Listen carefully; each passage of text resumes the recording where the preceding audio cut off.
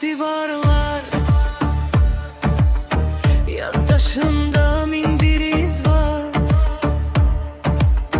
Uşaqlığın o təmiz qoxusu hələ də ruhumda sədalanar.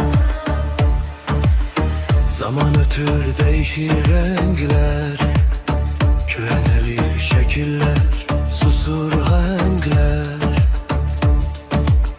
Ama kalbin derinliğinde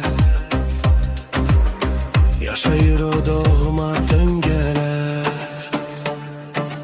Gelin unutmayaq keçmişimizi, bizi biz eden o izlerimizi.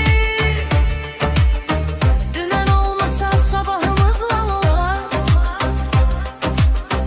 itirerik en şirin hislerimizi. Unutmaya geldiğimiz o yolu, her adımı sevgi, her anı dolu. Babaların nesihati kulağımızda, anaların laylası hele canımızda. Torpağın etri suyun sesidir, hakikat tarihin nefesidir. Geleceği kurulur kökler üstünde, çiçekler açılır bu dağlar üstünde.